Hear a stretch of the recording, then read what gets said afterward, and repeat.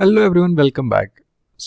आज हम एक प्रॉब्लम डिस्कस करें जो कि फ्रेश वर्क के इंटरव्यू में पूछा गया था और ये फ्रंट एंड का क्वेश्चन है जावास्क्रिप्ट से रिलेटेड और ये फ्रेश वर्क में SD3 रोल के लिए पूछा गया था। इस क्वेश्चन का जो सॉल्यूशन है बहुत सिंपल है, बट हम सबसे पहले इसके बारे में समझते हैं कि ये क्वेश्चन गया था। इसमें दिखाया गया है कि एक फंक्शन है जिसको कॉन्फी वेरिएबल में स्टोर किया जा रहा है और फिर कॉन्फी को एज अ जीरो इंडेक्स और एज अ ब्रैकेट को यूज़ करके कॉल किया जा रहा है। कॉन्फी है क्या है, उसको समझने के लिए हमें उसके फंक्शन को समझना होगा पहले।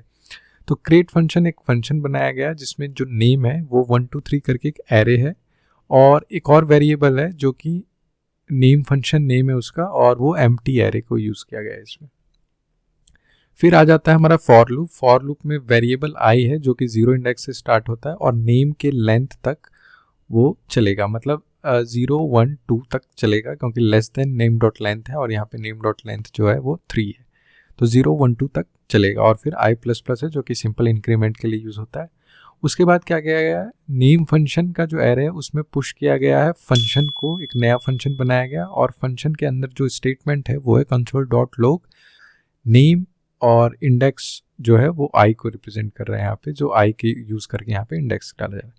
तो मतलब आप अगर इस फॉर लूप के हिसाब से अगर समझने की कोशिश कर रहे हैं तो इस कॉन्टेक्स्ट में मैं बता देता हूँ कि नेम एरे में एक फंक्शन गया है और जो इसमें कंसोल लॉग नेम 0 1 2 ऐसे करके अभी इसमें जा रहा है, ठीक है।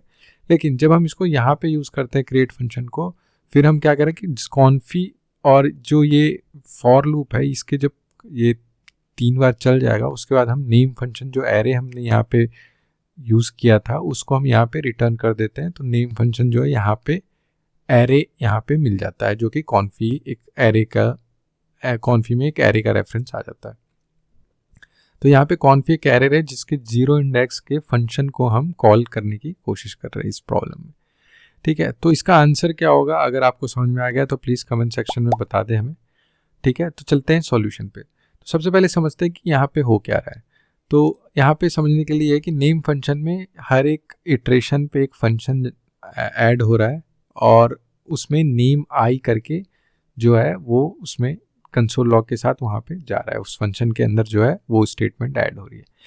लेकिन जब हम कॉन्फी को यूज़ करते हैं और क्रिएट फंक्शन मेथड को कॉल करते हैं तो उस केस में क्या होता है कि जब ये जीरोथ इंडेक्स वाले को हम कॉल करते हैं तब आई की वैल्यू जो है वो, क्योंकि हम वेरिएबल यूज़ कर रहे हैं तो आई की वैल्यू उस टाइम पे i++ होते होते 3 हो चुकी होती है, ठीक है। जो लास्ट स्टेटमेंट होता है, जो लास्ट में जब हम इस फंक्शन के बाहर जाते हैं तो आई की वैल्यू जो है वो 3 हो चुका होता है। तो 3 पे हमारा एरे में कोई भी चीज़ नहीं है तो उसकी जगह पे क्या प्रिंट होगा, उसकी जगह पे यहाँ पे अनडिफाइंड प्रिंट होगा। तो इसलिए इसका जो आंसर होगा वो अनडिफाइंड होगा। हम इसको अभी रन करके देख लेते हैं। तो देखिए यहाँ पे रन कर लिया हमने और यहाँ पे अनडिफाइंड है क्योंकि i++ होते होते आई की वैल्यू जो लास्ट होती है वो 3 होती है जब ये इस फॉर लूप से एग्जिट मारता है।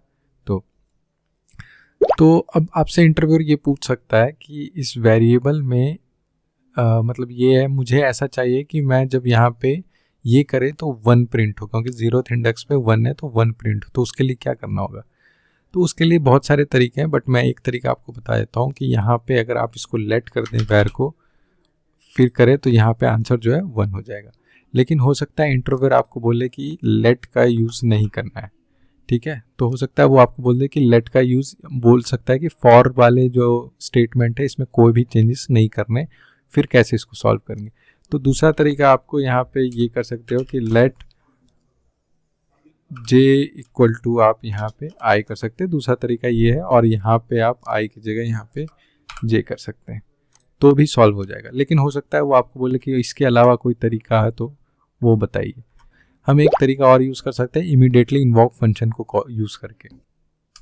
इमीडिएटली इन्वोक फंक्शन को यूज़ करने के लिए हम क्या करेंगे, हम यहाँ पे लिखेंगे फंक्शन और इस तरीके से दे देंगे और एक ब्रैकेट दे देंगे और इस फंक्शन के बाहर हम एक और ब्रेसेस दे देंगे और इस करली ब्रेसेस के अंदर पे हम ये जो नेम फंक्शन है ये वाला पार्ट ये डाल देंगे उसमें,